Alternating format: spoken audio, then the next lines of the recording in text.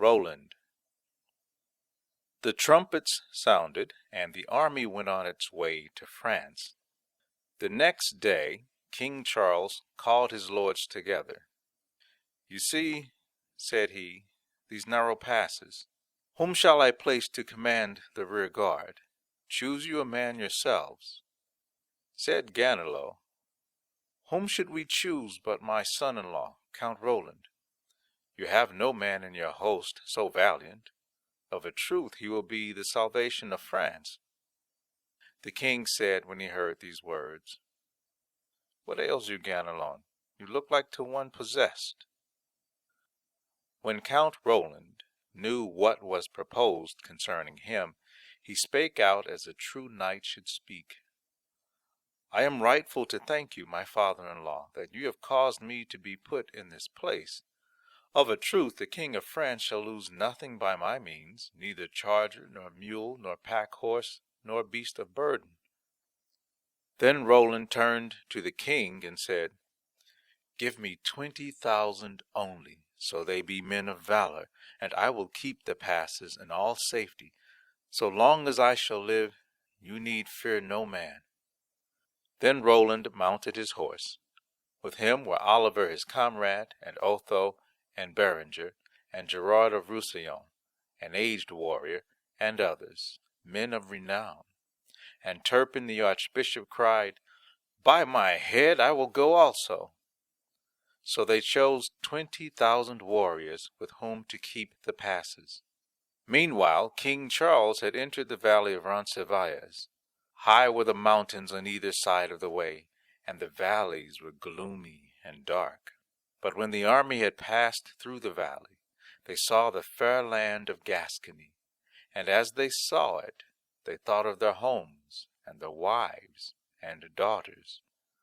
There was not one of them but wept for very tenderness of heart. But of all that company, there was none sadder than the king himself, when he thought how he had left his nephew Count Roland behind him in the passes of Spain. And now the Saracen king Marsilas began to gather his army. He laid a strict command on all his nobles and chiefs that they should bring with them to Saragossa as many men as they could gather together. And when they were come to the city, it being the 3rd day from the issuing of the king's command, they saluted the great image of Mohammed, the false prophet, that stood on the topmost tower. This done, they went forth from the city gates.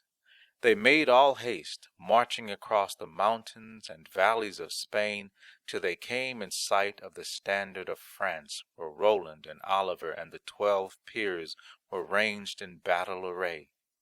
The Saracen champions donned their coats of mail, of double substance most of them, and they set upon their heads helmets of Saragossa, of well-tempered metal, and they girded themselves with swords of Vienna.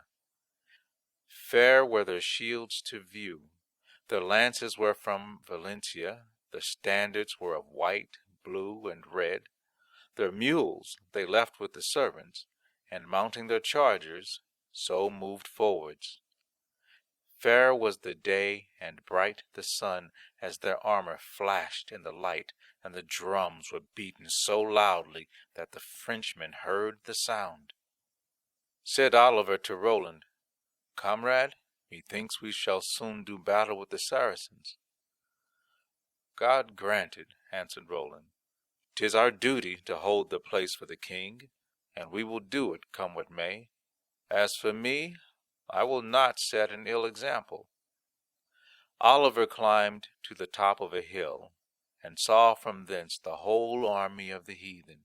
He cried to Roland and his companions, "I see the flashing of arms. We men of France shall have no small trouble therefrom. This is the doing of Ganelon the traitor." "Be silent," answered Roland, "till you shall know. Say no more about him." Oliver looked again from the hilltop, and saw how the Saracens came on. So many there were that he could not count their battalions. He descended to the plain with all speed, and came to the array of the French, and said, I have seen more heathen than man ever yet saw together upon the earth. There are 100,000 at the least. We shall have such a battle with them as has never before been fought. My brethren of France, quit you like men. Be strong. Stand firm that you be not conquered. And all the army shouted with one voice, Cursed be he that shall fly. Then Oliver turned to Roland and said, Sound your horn, my friend. Charles will hear it and will return. I were a fool, answered Roland, to do so. Not so, but I will deal with these heathen some mighty blows with Durendal my sword. They have been ill-advised to venture into these passes. I swear that they are condemned to death, one and all. After a while Oliver said again, Friend Roland, sound your horn of ivory. Then will the king return and bring his army with him to our help. But Roland answered again, I will not do dishonor to my kinsmen, or to the fair land of France. I have my sword. That shall suffice for me. These evil-minded heathen are gathered together against us to their own hurt. Surely not one of them shall escape from death. As for me, said Oliver, I see not where the dishonor would be. I saw the valleys and the mountains covered with a great multitude of Saracens. Theirs is, in truth, a mighty array, and we are but few. So much the better, answered Roland. It makes my courage grow. 'Tis better to die than to be disgraced, and remember, the harder our blows, the more the king will love us. Roland was brave, but Oliver was wise. Consider, he said, comrade, these enemies are over near to us, and the king over far. Were he here, we should not be in danger. But there are some here today who will never fight in another battle. Then Turpin the archbishop struck spurs into his horse and rode to a hilltop. Then he turned to the men of France and spake, Lords of France, King Charles has left us here. Our king he is, and it is our duty to die for him. Today our Christian faith is in peril. Do ye fight for it. Fight ye must, be sure of that, for there under your eyes are the Saracens. Confess therefore your sins, and pray to God that he have mercy upon you. And now for your soul's health, I will give you all absolution.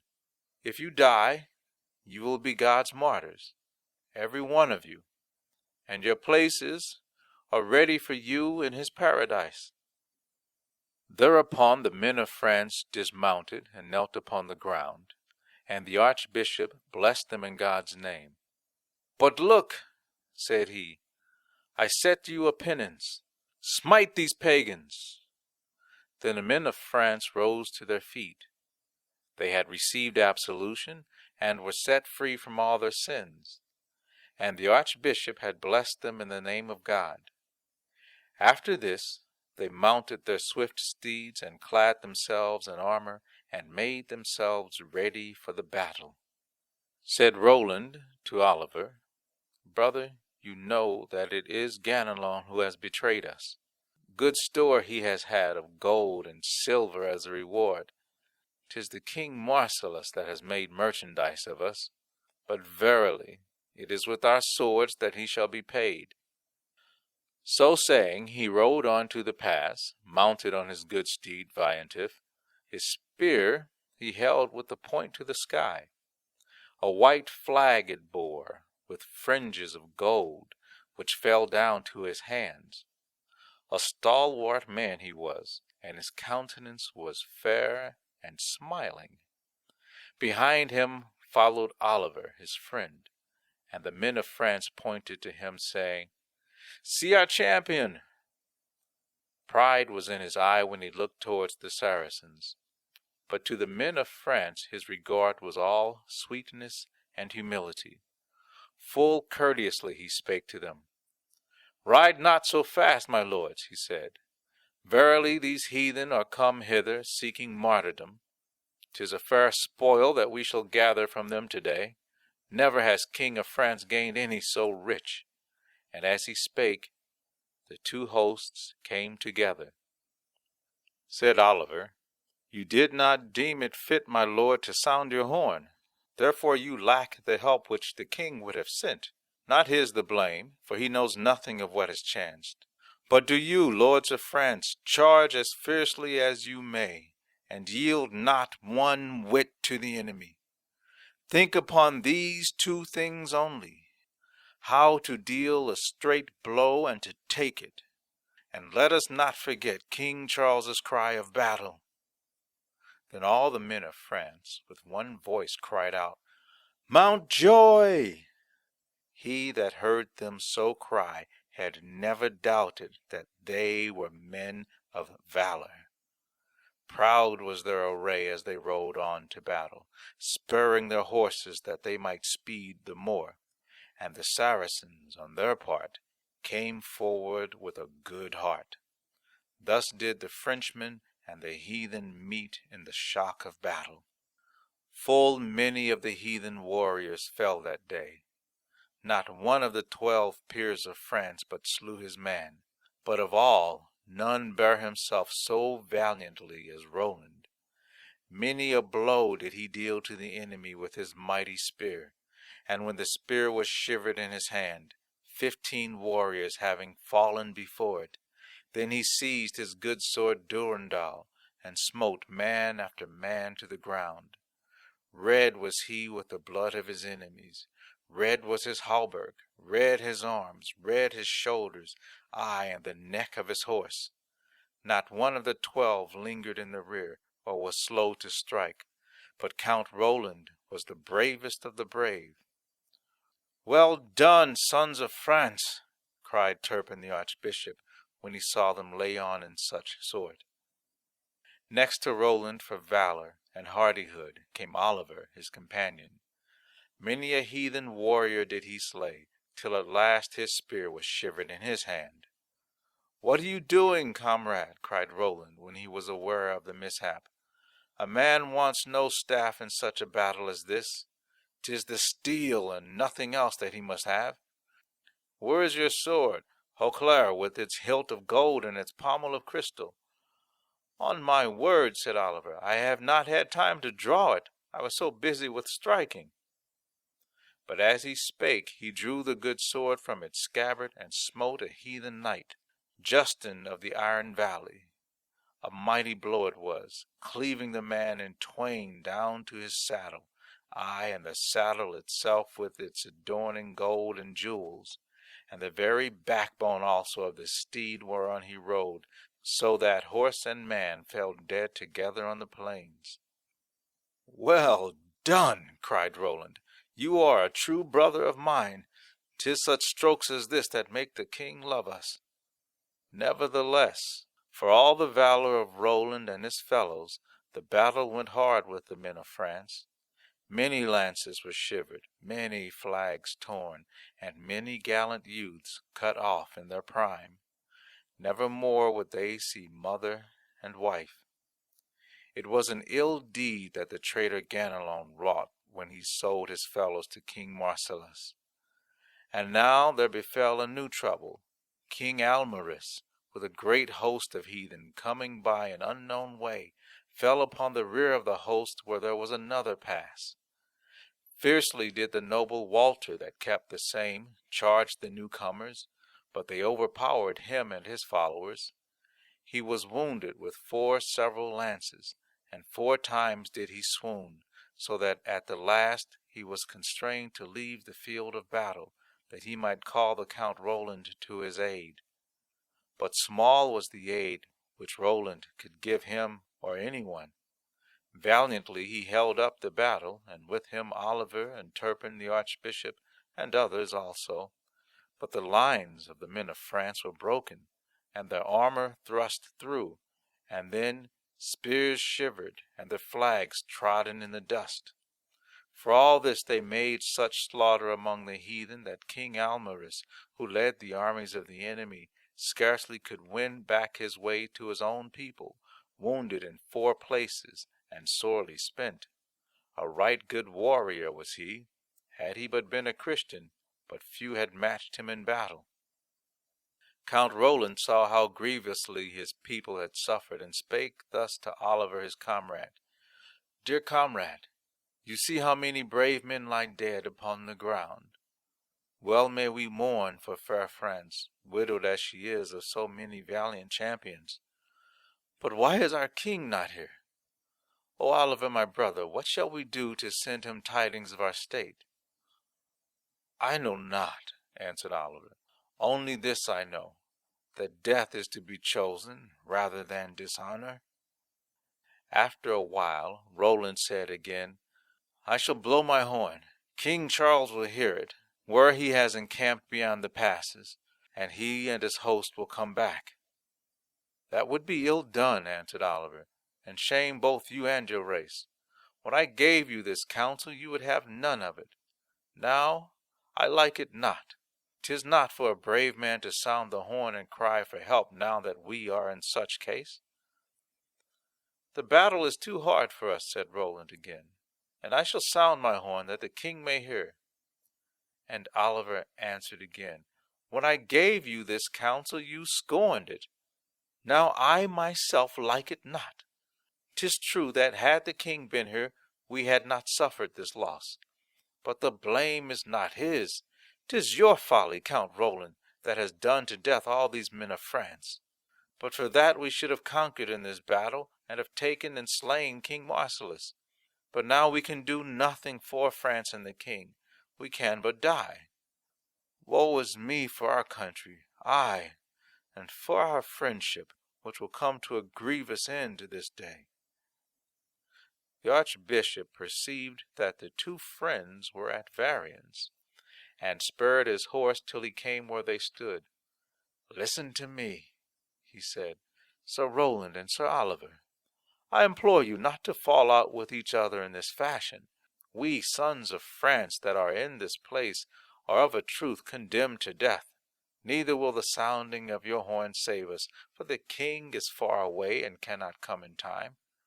Nevertheless, I hold it to be well that you should sound it. When the king and his army shall come, they will find us dead, that I know full well. But they will avenge us, so that our enemies shall not go away rejoicing. And they will cover our bodies, and will carry them away for burial in holy places, so that the dogs and wolves shall not devour them. You say well, cried Roland, and he put his horn to his lips, and gave so mighty a blast upon it, that the sound was heard 30 leagues away. King Charles and his men heard it, and the king said, Our countrymen are fighting with the enemy. But Ganelon answered, Sire, had any but you so spoken, I had said that he spoke falsely. Then Roland blew his horn a second time. With great pain and anguish of body he blew it, and the red blood gushed from his lips. But the sound was heard yet further than at first, and the king heard it, and all his nobles, and all his men. That, said he, is Roland's horn. He never had sounded it were he not in battle with the enemy. But Ganelon answered again, Believe me, sire, there is no battle. You are an old man, and you have the fancies of a child. You know what a mighty man of valor is this Roland. Think you that any one would dare to attack him? No one of a truth. Ride on, sire. Why halt you here? The fair land of France is yet far away. Roland blew his horn a third time, and when the king heard it, he said, He that blew that horn drew a deep breath. And Duke Naimes cried out, Roland is in trouble. On my conscience, he is fighting with the enemy. Someone has betrayed him. 'Tis he, I doubt not, that would deceive you now. To arms, sire, utter your war cry, and help your own horse and your country. You have heard the cry of the noble Roland. Then King Charles bade all the trumpets sound, and forthwith all the men of France armed themselves, with helmets and hauberks, and swords with pommels of gold. Mighty were their shields, and their lances strong, and the flags that they carried were white and red and blue. And when they made an end of their arming, they rode back with all haste. There was not one of them but said to his comrade, "If we find Roland yet alive, what mighty strokes we will strike for him." But Ganelon the king handed over to the knaves of his kitchen. "Take this traitor," said he, "who has sold his country." Ill did Ganelon fare among them. They pulled out his hair and his beard, and smote him with their staves. Then they put a great chain, such as that with which a bear is bound, about his neck, and made him fast to a pack horse. This done, the king and his army hastened with all speed to the help of Roland. In the van and the rear sounded the trumpets, as though they would answer Roland's horn. Full of wrath was King Charles as he rode. Full of wrath were all the men of France. There was not one among them but wept and sobbed. There was not one but prayed, "Now may God keep Roland alive till we come to the battlefield, so that we may strike a blow for him." Alas, it was all in vain. They could not come in time, for all their speed. Count Roland looked round on the mountain sides and on the plains. Alas, how many noble sons of France he saw lying dead upon them. "Dear friends," he said, weeping as he spoke, "may God have mercy on you, and receive you into his paradise. More loyal followers have I never seen. How is the fair land of France widowed of her bravest, and I can give you no help? Oliver, dear comrade, we must not part. If the enemy slay me not here, surely I shall be slain by sorrow. Come then, let us smite these heathen."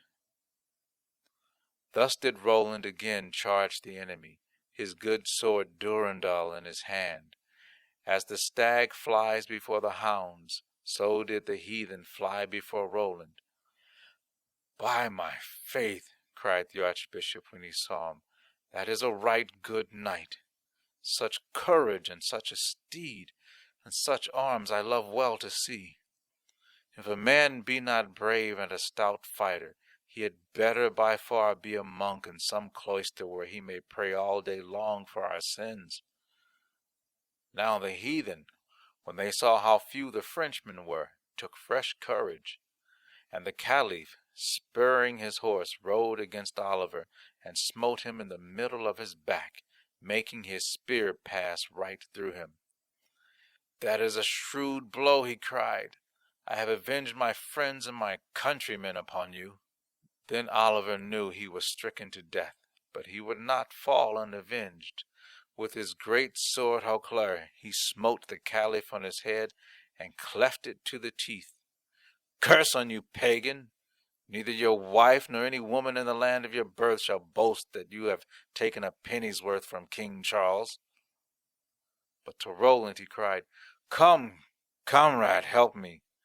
Well I know that we two shall part in sorrow this day." Roland came with all speed, and saw his friend, how he lay all pale and fainting on the ground, and how the blood gushed in great streams from his wound. "I know not what to do," he cried. "This is an ill chance that has befallen you. Truly France is bereaved of her bravest son." So saying, he went near to swoon in the saddle as he sat. Then there befell a strange thing. Oliver had lost so much of his blood that he could not any more see clearly or know who it was that was near him. So he raised up his arm and smote with all his strength that yet remained to him on the helmet of Roland, his friend. The helmet he cleft in twain to the visor, but by good fortune it wounded not the head. Roland looked at him and said in a gentle voice, "Did you do this of set purpose? I am Roland your friend, and have not harmed you." "Ah," said Oliver, "I hear you speak, but I cannot see you. Pardon me that I struck you. It was not done of set purpose." "It harmed me not," answered Roland. "With all my heart and before God, I forgive you." And this was the way these two friends parted at the last. And now Oliver felt the pains of death come over him. He could no longer see nor hear. Therefore he turned his thoughts to making his peace with God, and clasping his hands lifted them to heaven and made his confession. "O Lord," he said, "take me into paradise, and do thou bless King Charles in the sweet land of France." And when he said thus, he died. And Roland looked at him as he lay. There was not upon earth a more sorrowful man than he. "Dear comrade," he said, "this is indeed an evil day. Many a year have we two been together. Never have I done wrong to you. Never have you done wrong to me. How shall I bear to live without you?" And he swooned where he sat on his horse. But the stirrup held him up that he did not fall to the ground. When Roland came to himself, he looked about him, and saw how great was the calamity that had befallen his army.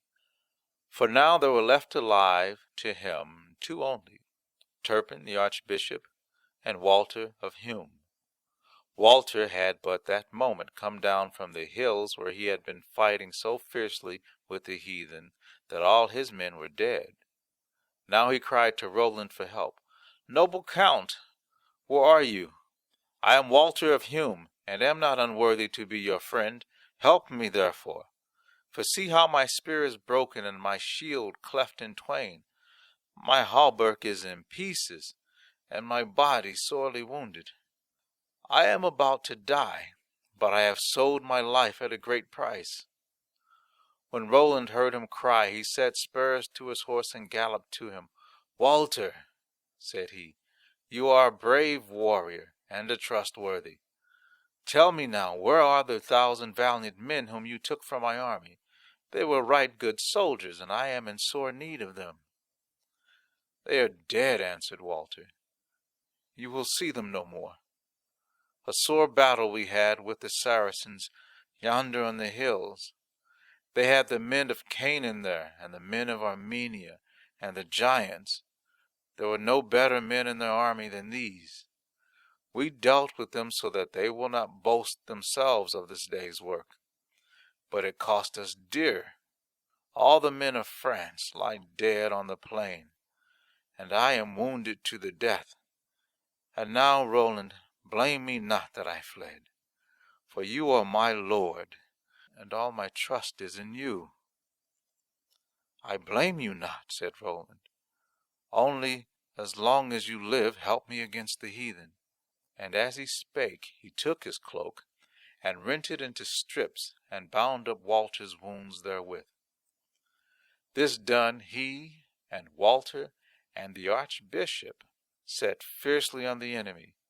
25 did Roland slay, and Walter slew 6, and the archbishop 5. 3 valiant men of war they were. Fast and firm they stood one by the other. Hundreds there were of the heathen, but they dared not come near to these 3 valiant champions of France. They stood far off, and cast at the 3 spears and darts, and javelins, and weapons of every kind. Walter of Hume was slain forthwith, and the archbishop's armor was broken, and he wounded, and his horse slain under him. Nevertheless he lifted himself from the ground, still keeping a good heart in his breast. "They have not overcome me yet," said he. "As long as a good soldier lives, he does not yield." Roland took his horn once more and sounded it, for he would know whether King Charles were coming. Ah me! It was a feeble blast that he blew, but the king heard it, and he halted and listened. "My lords," said he, "things go ill for us, I doubt not. Today we shall lose, I fear me, much, my brave nephew Roland.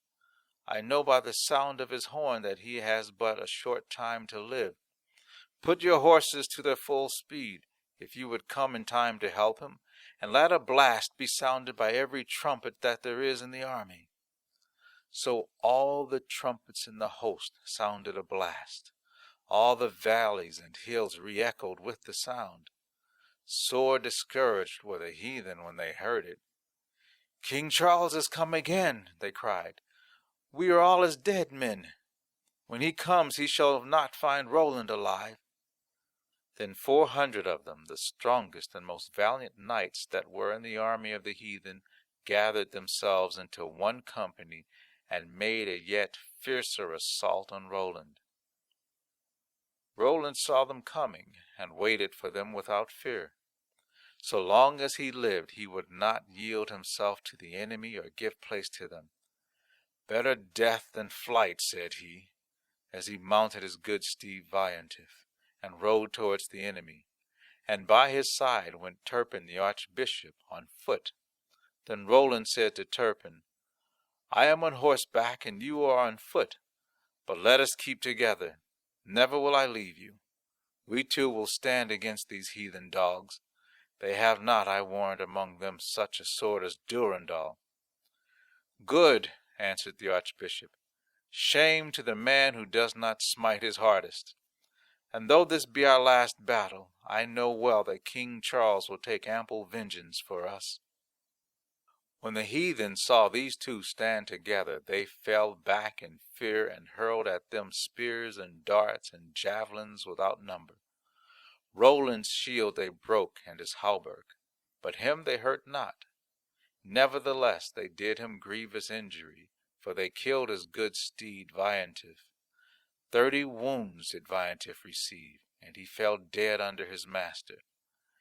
At last the archbishop was stricken, and Roland stood alone, for the heathen had fled from his presence. When Roland saw that the archbishop was dead, his heart was sorely troubled in him. Never did he feel a greater sorrow for comrades slain, save Oliver only.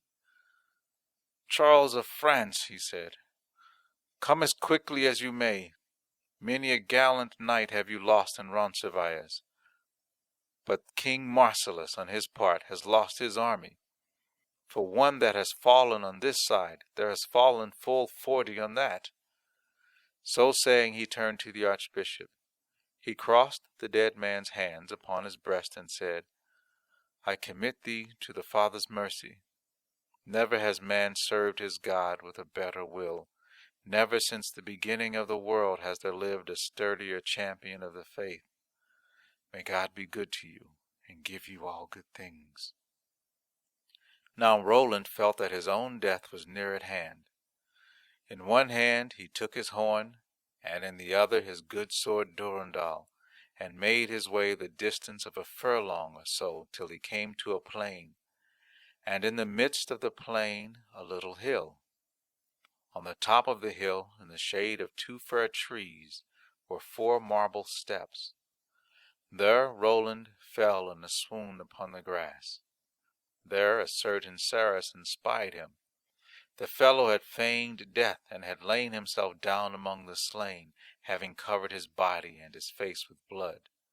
When he saw Roland, he raised himself from where he was lying among the slain, and ran to the place, and being full of pride and fury, seized the Count in his arms, crying aloud, "He is conquered! He is conquered! He is conquered! The famous nephew of King Charles! See, here is his sword! 'Tis a noble spoil that I shall carry back with me to Arabia." Thereupon he took the sword in one hand, with the other he laid hold of Roland's beard. But as the man lay hold, Roland came to himself, and knew that someone was taking his sword from him. He opened his eyes, but not a word did he speak, save this only, "Fellow, you are none of ours," and he smote him with a mighty blow upon his helmet. The steel he brake through and the head beneath, and laid the man dead at his feet. "Coward," he said, "what made you so bold that you dared lay hands on Roland? Whosoever knows him will think you a fool for your deed." And now Roland knew that death was near at hand. He raised himself, and gathered all his strength together. Ah me, how pale his face was! And took in his hand his good sword Durendal. Before him was a great rock, and on this, in his rage and pain, he smote 10 mighty blows. Loud rang the steel upon the stone, but it neither brake nor splintered. "Help me," he cried, "O Mary our Lady! O my good sword Durandal, what an evil lot is mine! In the day when I must part with you, my power over you is lost. Many a battle have I won with your help, and many a kingdom have I conquered that my Lord Charles possesses this day. Never has anyone possessed you that would fly before another. So long as I live, you shall not be taken from me. So long have you been in the hands of a loyal knight." Then he smote a second time with the sword, this time upon the marble steps. Loud rang the steel, but neither brake nor splintered. Then Roland began to bemoan himself. "O my good Durandal," he said, "how bright and clear thou art, shining as shines the sun! Well I mind me of the day when a voice that seemed to come from heaven bade King Charles give thee to a valiant captain, and forthwith the good king girded it on my side. Many a land have I conquered with thee for him, and now how great is my grief! Can I die and leave thee to be handled by some heathen?" And the third time he smote a rock with it. Loud rang the steel, but it brake not, bounding back as it would rise to the sky. And when Count Roland saw that he could not break the sword, he spake again, but with more content in his heart. "O Durandal," he said, "a fair sword art thou, and holy as fair. There are holy relics in thy hilt, relics of St. Peter and St. Denis and St. Basil. These heathen shall never possess thee, nor shalt thou be held but by a Christian hand." And now Roland knew that death was very near to him. He laid himself down with his head upon the grass, putting under him his horn and his sword, with his face turned toward the heathen foe. Ask you why he did so? To shew, forsooth, to Charlemagne and the men of France that he died in the midst of victory. This done, he made a loud confession of his sins, stretching his hand to heaven. "Forgive me, Lord," he cried, "my sins, little and great, all that I have committed since the day of my birth to this hour in which I am stricken to death." So he prayed, and as he lay, he thought of many things, of the countries which he had conquered, and of his dear fatherland, France, and of his kinsfolk, and of the good King Charles. Nor as he thought could he keep himself from sighs and tears. Yet one thing he remembered beyond all others, to pray for the forgiveness of his sins.